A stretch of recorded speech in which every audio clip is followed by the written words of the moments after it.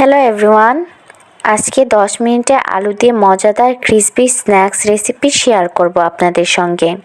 French fry তৈরি করার জন্য এখানে আমি দুটি বড় আলু নিয়েছি। এখন আলু সুন্দরভাবে ছিলে লম্বা করে কেটে নিব। আলু ফ্রেঞ্চ ফ্রাইয়ের মতো লম্বা করে কেটে নিয়েছি। এখন আলু সিদ্ধ করে নিব। তার জন্য আমি আগেই পানি গরম করতে দিয়েছি। পানি ফুটতে শুরু করেছে। এখন ফুটন্ত গরম পানিতে আলুর টুকরোগুলো দিয়ে দিব।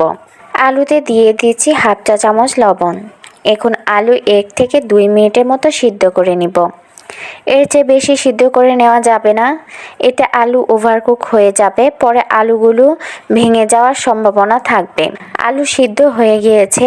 এখন পানি থেকে উঠিয়ে টিস্যু পেপারের উপর রেখে বাকি আলুর গায়ে যে পানি আছে তা মুছে নিব। এখন 5 মিনিট রেখে দিব ঠান্ডা হওয়ার জন্য। আলু ঠান্ডা হয়ে গিয়েছে। এবার একটি পলিব্যাগে সব আলু স্লাইস নিয়ে নিব। এখন আলুতে দিয়ে দিচ্ছি স্বাদ মতো লবণ, হাফ চা চামচ লাল মরিচের গুঁড়া আর কোয়ার্টার চা চামচ হলুদ গুঁড়া। সব কিছু ভালো করে মিশিয়ে নিচ্ছি। ঠিক এভাবে লবণ আপনারা বুঝে শুনে দিবেন, কারণ আমি সিদ্ধ করার সময় কিছুটা লবণ দিয়েছিলাম। এখন আলুর ফ্রেঞ্চ ফ্রাই ক্রিসপি করার জন্য 2 টেবিল চামচ চালের গুঁড়া দিয়ে দিচ্ছি।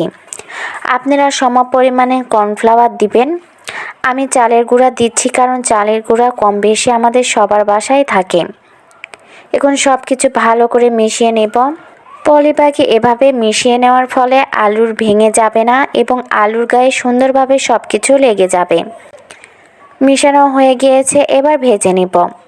কড়াইতে ভাজার জন্য পর্যাপ্ত পরিমাণে তেল গরম করতে দিয়েছি।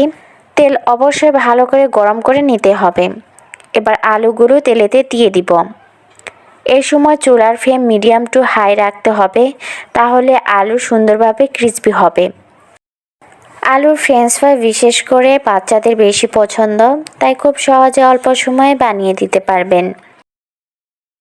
আলুর এক পাশ ভাজা হয়ে গিয়েছে, উল্টে অন্য পাশটিও ভেজে নিব। আলু হালকা সোনালি কালার হলে তেল থেকে উঠিয়ে নিব। আলু ফ্রেঞ্চ ফ্রাই ভাজতে আমার 3 থেকে 4 মিনিট সময় লেগেছে। ফ্রেঞ্চ ফ্রাই টিস্যু পেপারের উপর রেখে দিব, তাহলে এক্সট্রা তেল থাকবে না। দেখলেন তো কতটা সহজে 10 মিনিটের মধ্যে তৈরি করে নেওয়া যায় এই ফ্রেঞ্চ ফ্রাইটি। এখন বাজারে প্রচুর পরিমাণ নতুন আলু পাওয়া যায়, আর নতুন আলু দিয়ে তৈরি করলে এর স্বাদ আরও দ্বিগুণ বেড়ে যায়। আজ বিদায় নিচ্ছি। আশা করছি আমার ভিডিওটি ভালো লেগেছে, আর ভালো লাগলে অবশ্যই প্লিজ আমার চ্যানেলটি সাবস্ক্রাইব করতে ভুলবেন না।